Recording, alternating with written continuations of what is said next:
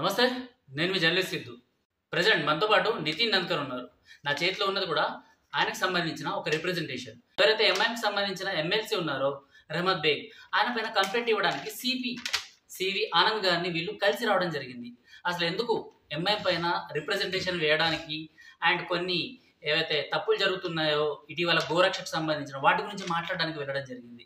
ఇదే విషయం పైన నితిన్ గారిని అడిగి తెలుసుకుందాం. నితిన్ భాయ్ నమస్తే. नमस्ते। ఏంటిది రిప్రజెంటేషన్ మొత్తం? अन्ना पिछले 2-3 दिन से हम लोग सीवी आनंद साहब से मिलेंगे बोल के सोच रहे थे, लेकिन आज मौका मिला। भारतीय जनता युवा मोर्चा और वीर शिवाजी सेना की टीम की तरफ से सीवी आनंद साहब से हम आज मिले। एमएलसी रहमत बेग जो एमआईएम का एमएलसी है, पिछले कई दिनों से हैदराबाद के पुराने शहर में हो या आजू बाजू के जिलाओं में हो, डिस्ट्रिक्ट्स में कहीं पर भी कुछ भी हो रहा तो सीधा घुसना, वायलेंस का रेसर का बात करना। और परसों भी 1-2 महीने के नीचे गोशामेल शाहनादगंज पीएस में आकर एसआई को घुस के सीधा के साहब को आपके रहना है नहीं रहना। आप संविधान के पद पर रहकर पुलिस डिपार्टमेंट को डराने की आपकी जरूरत कैसी हुई, ये आज हम हैदराबाद पुलिस कमिश्नर से हम पूछे तो सीवी आनंद साहब का खुला जवाब था कि उनको हमने कहा है, अपने तरीके से बोला है, दायरे में रहना है, लिमिटेड एडिशन में आपको काम करना है, दायरे से अगर बाहर आप चले जाएंगे तो आपके ऊपर भी एक्शन लेंगे। ये उनको एमएलसी रहमत बेग को सीवी आनंद साहब से बोला गया। सवाल ये है कि इतने दिनों से चेक पोस्ट यहाँ पर सिटी के सराउंडिंग्स लगाए गए, इसके बावजूद भी गौ माता को स्लॉटर्स में काटने के लिए लोग लेके आ रहे। कैसा लेके आ रहे भाई? उनके पास क्या अथॉरिटीज है?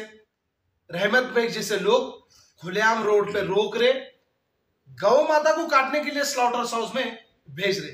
तो जब हमारे गौरक्षक वहां पर उनको रोक रहे, गौरक्षक जो है लॉ एंड ऑर्डर के हिसाब से लड़ रहे, वहां पर कोई वायलेंस या पुलिस वालों को डराना धमकाना या तो कानून को हाथ में लेने का काम नहीं कर रहे, गाड़ी को रोक रहे और ये बोल रहे कि भाई यहाँ पर इसके अंदर गौ माता है और इसको सीधे एफआईआर बुक कर गौशाला को भिजाने का। जो एमएलसी का व्यवहार था जो एक पुलिस वालों के साथ, वैसा व्यवहार अगर हिंदू संस्था की तरफ से या बीजेपी वालों की तरफ से अगर होता तो किस तरह का रिएक्शन होता था हैदराबाद में? हिंदू जो कार्यकर्ता अभी गौरक्षा के काम कर रहे, वो व्यवहार तो छोड़ दो, वो ఆ పరిస్థితి అయితే విశేషాన్న చాలా మంది గౌరక్షకులకి ఇప్పుడు బాండ్ ఓవర్ చేస్తున్నారు, లేదంటే పిఎస్ లా పిలిచి మీరు చేయవద్దు, ఆ తప్పు మాట్లాడొద్దు, ఆ బండి ఆపవద్దు, మీరు ఉంటే మాకు చెప్పు అని చెప్తున్నారు.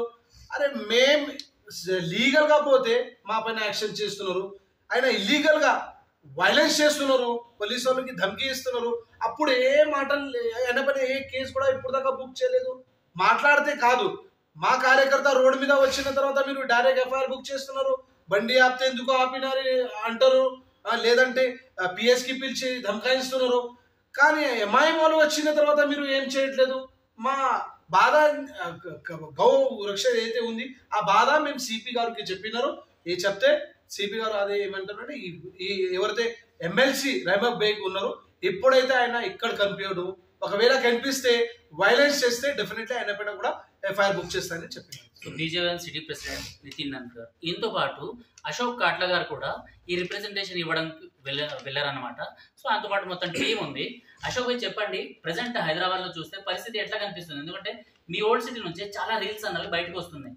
సో అందులో ఏంటంటే ఆవులను కానివ్వండి, లేకపోతే ఈ నందులను కానివ్వండి, యథేచ్ఛగా అమ్మడాలు, లేకపోతే కబిడాలకి తరలించడానికి ఇంత అనేసి రేట్లు ఇవన్నీ ఫిక్స్ చేయడం జరుగుతుంది. దీనికి మూల కారణం వచ్చేసి ఎంఐఎం నాయకులు ఎవరైతే ఉన్నారో యథేచ్ఛగా ఎక్కడైతే పోలీసులు దగ్గర ఉన్న బండ్లని విడిపించుకొని వెళ్ళి స్లాటర్స్ కి పంపిస్తున్నారు. అంటే ఇక్కడ కాంగ్రెస్ ప్రభుత్వం కాదు, మజ్లీస్ ప్రభుత్వం పనిచేస్తుంది. ఎందుకంటే గతంలో కూడా వీళ్ళు ఏమన్నారంటే తెలంగాణకు ముఖ్యమంత్రి కేసీఆర్ కావచ్చు, కానీ భాగ్యనగరంలో పాత పట్ట ముందు దానికి ముఖ్యమంత్రి మాత్రం అసదుద్దీన్ ఓవైసీ. అంటే వీళ్ళు రాజ్యాంగాన్ని నమ్మరు, ప్రభుత్వం పైన నమ్మకం ఉండదు, అంటే వీళ్ళ విలువలు ఈ దేశం పట్ల ఉండవు, దేశ వ్యతిరేక పనులు చేసడంలో మొదటి స్థానంలో ఉంటారు. దానికి ముఖ్యంగా గమనించాల్సింది ఏంటంటే పోలీస్ అధికారులు కూడా ఎందుకో మరి వాళ్ళ ఒత్తిడిలో పనిచేస్తున్నారు. ఈ ఒత్తిడిలో పనిచేయొద్దని మేము పూజించే, మేము ప్రేమించే, మేము ఒక అమ్మలా భావించే గోమాతని వధిస్తున్నప్పుడు ఆ బాధ తట్టుకోలేక మేము ఇవాళ సివి ఆనంద్ గారి దగ్గరికి వెళ్ళడం జరిగింది. ఎక్కడెక్కడైతే పోలీస్ స్టేషన్లో ఈయన ఎమ్మెల్సీ రెహమత్ బేగ్ దౌర్జన్యాలు చేస్తున్నారో దయచేసి మీరు ఈయన కట్టడి చేయాలి. ఎందుకంటే మీరు ఇన్నిసార్లు ఈయన దౌర్జన్యం చేసినప్పుడు మాకు కూడా ప్రత్యేక రియాక్షన్ అనేది ఉంటుంది. కాబట్టి దానికి జరిగే సంఘటనల్ని ముందే ఊహించి మేము చెప్పినప్పుడు ఆయన కూడా పాజిటివ్గా స్పందించి తప్పకుండా ఎవరైతే లా ఆర్డర్ కి విజ్ఞాతం కలిగిస్తారో, ఇబ్బంది పెడతారో వాళ్ళపైన కఠిన చర్యలు తీసుకుంటారో వాళ్ళ హామీ ఇవ్వడం జరిగింది. అదే విధంగా గోరక్షకుల చాలా మంది దాడి చేస్తున్నారు. అయితే గోవులు తెచ్చే సమయంలో వాళ్ళు దాడి చేస్తున్నారు. మేము ఎంత సహనంగా ఉంటామో దాడి చేస్తే మాత్రం ప్రతి దాడి కూడా తప్పదు. ఎందుకంటే మేము కూడా చేతులకు తోడుకొని కూర్చోలేదు, మేము దెబ్బలు తినడానికి సిద్ధంగా లేదు. మేము ఒక ధర్మకార్యం చేస్తున్నాం.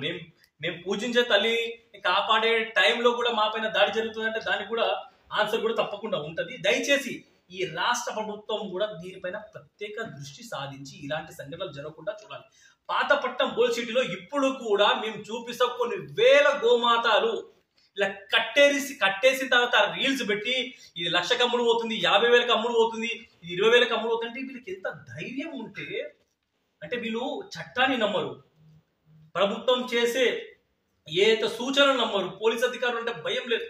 ఇవంతా కేవలం మజ్లిస్ ప్రేరేపిత యువకులు ఎవరైతే ఉన్నారో వీళ్ళపైన కఠిన చర్యలు తీసుకొని ప్రభుత్వం వీళ్ళపైన పనిష్మెంట్ ఇస్తుందో అప్పుడు ఇవి ఆగుతాయి. అప్పటికి బాగు. సివి ఆనంద్ గారు ఏమన్నారు ఇదే విషయం పైన? మీరు మాట్లాడడానికి వెళ్ళారు కదా, సో ఎంతసేపు మాట్లాడడం జరిగింది, అసలు ఎలాంటి విషయాల్ని మీరు షేర్ చేసుకున్నారు అండ్ ఆయన ఎలాంటి మాటలు చెప్పారు? सीवी आनंद साहब तो पॉजिटिव में है।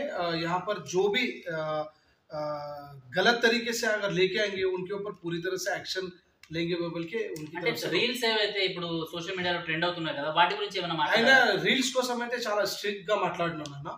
ఎవరైతే రీల్ ఇప్పుడు దాకా 100 మంది రీల్స్ వేసేసినారు, గౌమాతకి మేము ఎంత అమ్ముతున్నాం, ఎంత ఉంది, ఇది ఉంది, ఆ ధమాకా సెల్, ఇది సెల్, ఆ సెల్ అని చాలా మంది రీల్స్ వేసినారు. కంపల్సరీ ఆయనకి పిలిచి వార్నింగ్ కూడా ఇచ్చినారు. ఒకవేళ అగైన్ ఎట్లాంటి రీల్స్ వేస్తే డెఫినెట్లీ ఆయన పైన కేసు బుక్ చేసుకొని చర్యలు తీసుకుంటా అని సివి ఆనంద్ గారు మంచిగా రెస్పాన్స్ ఇచ్చినారు. మేము కూడా అదే చెప్పినారు, సార్ ఎవరైతే రీల్స్ వేస్తున్నారు అది చాలా తప్పు, అది వైలెన్స్ కూడా కావచ్చు. ఇంకొకటి చాలా మంది హిందువులు రీల్స్ చూస్తూనే ఉంటారు, ఎంత కోపం వస్తాయి, అరే ఒక ఆవుకి ఎంత పైసా ఎంత ఓపెన్ గా అమ్ముతున్నని ఉంటే చాలా రియాక్షన్ వేరేగా లెక్క ఉంటాయని మేము చెప్తే డెఫినెట్లీ ఆయన పైన యాక్షన్ తీసుకుంటారని సివి ఆనంద్ గారు కూడా చెప్పారు. సో ఓల్డ్ సిటీ నుంచి మీరు ఇద్దరు వస్తారు, అక్కడికి వెళ్ళినప్పుడల్లా అంటే మీరు న్యూ సిటీకి వర్క్ లేకపోతే ఓల్డ్ సిటీ నుంచి ఇంకెక్కడికైనా వెళ్ళేటప్పుడు ఇలాంటి పరిస్థితుల్లో మీ ఏరియాని చూస్తే ఏమనిపిస్తుంది? బికాస్ అప్పటి వరకు హిందూ ముస్లింలు కలిసి కట్టుగా ఉండే ఒక ఏరియాలో యథేచ్ఛగా హిందువుల సెంటిమెంట్స్ ని తొక్కివేస్తూ ఆవుల్ని అక్కడ కట్టేసి అమ్మడము, లేకపోతే వాటిని కబేళాలకు తరలించడము, ఇలాంటివన్నీ సంఘటనలు మనకు కళ్ళ ముందర కనిపిస్తూనే ఉంటాయి. అన్నా మొదటగా మనం ఎంతో ఇష్టంగా పూజించే గోమాతని వాళ్ళు వధిస్తున్నప్పుడు, ఇంకా బక్రీద్ రోజు రక్తం ఏరులై పారుతుంటే అది అంటే మన కంట్లో నీళ్ళు కాదు, మన కంట్లో కూడా రక్తం పారుతున్నట్టు భావన వస్తుంటది.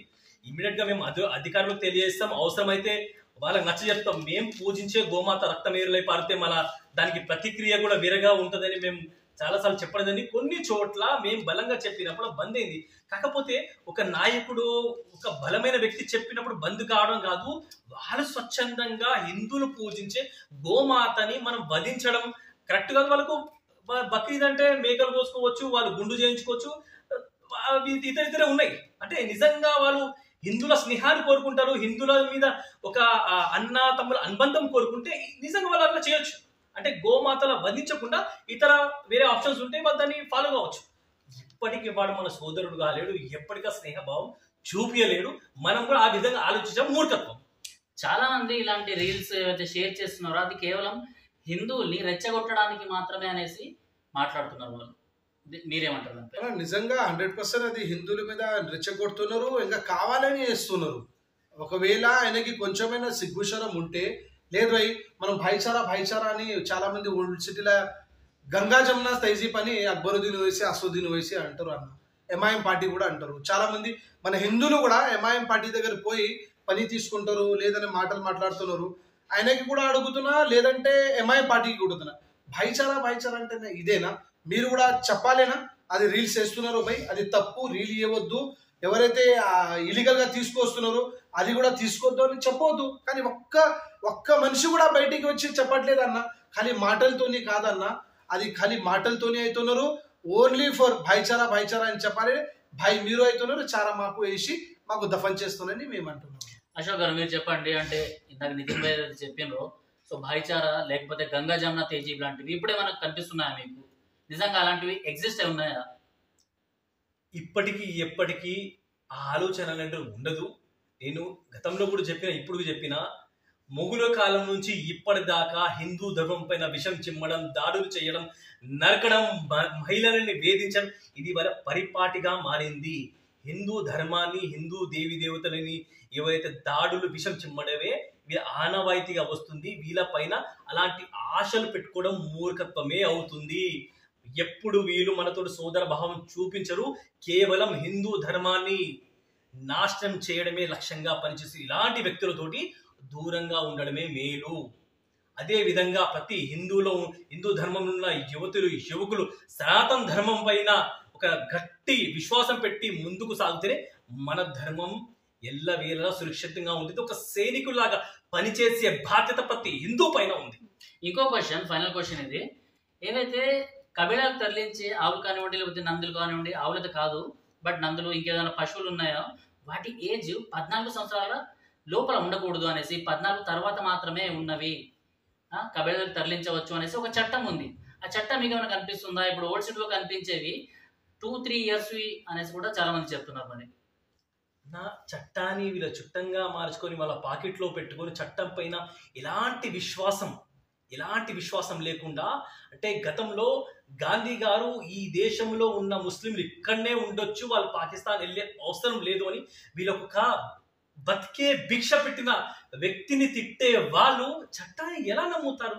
వీళ్ళకు చట్టం ఏది? పాత పట్నంలో కాంగ్రెస్ ప్రభుత్వం ఉండదు, టిఆర్ఎస్ ప్రభుత్వం ఉండదు, కేవలం హిందువులను ద్వేషించే ప్రభుత్వమే కొనసాగుతుంది. వీళ్ళని కట్టడి చెయ్యాలంటే ఈ రాష్ట్రంలో కాషాయ జెండా ఎగురుతనే అప్పుడు చట్టం దాని పని తను చేసుకుంటూ పోతుంది. भाई आप क्या बोलना चाहते हो फाइनली? मतलब जो 14 साल के नीचे के जो भी गाया हो या बैल हो, कुछ भी होने दो, आपको किस एज के वहाँ पे दिखाई दे रहे हैं? मतलब 2-3 साल के भी यहाँ पे बेचे जा रहे हैं, ऐसा कुछ सुनाई दे रहा है? सुप्रीम कोर्ट का ऑर्डर है कि गाय हो, बैल हो, कोई भी हो, बेचना नहीं है, काटना भी नहीं है. फिर इसके बावजूद भी पुराने शहर में काट रहे. अगर सुप्रीम कोर्ट के ऑर्डर को भी ये लोग फॉलो नहीं करेंगे तो फिर इसका मतलब क्या है? आज पुलिस डिपार्टमेंट से हम यही पूछ रहे कि आप क्यों वो लोग जब काट रहे, लेके जा रहे, तो उनको क्यों आप वार्निंग नहीं दे रहे? पिछले सालों से यही चल रहा. हम सुप्रीम कोर्ट का ऑर्डर बता रहे, वो लोग उनका एक ऑर्डर बता रहे, काम करने का वही कर रहे, चलने का वही चल रहा. गवर्नमेंट्स भी है, बीआरएस गवर्नमेंट, अभी कांग्रेस गवर्नमेंट गौ माता की तो बात करती, गौ माता को लेकर पूजा तो करती, हर चीज करने को तैयार है, लेकिन गौ माता के बारे में जो सुप्रीम कोर्ट का ऑर्डर है उसको इम्प्लीमेंट क्यों तेलंगाना में नहीं कर रहे? क्यों उसको सामने लाकर जो गौ माता के खिलाफ वायलेंस करे का काम कर रहे, काट रहे, उसको बेच रहे, उसको जो भी करना कर रहे, क्यों तेलंगाना की गवर्नमेंट इम्प्लीमेंट नहीं कर रहे? हमारी डिमांड यही है, सुप्रीम कोर्ट की जो गाइडलाइंस है, जो सुप्रीम कोर्ट जो दी उसको तो भी कम से कम अगर फॉलो करेंगे तो मुझे लगता है कि तेलंगाना में है सो हिंदुओं की जनता को खुशी होंगी.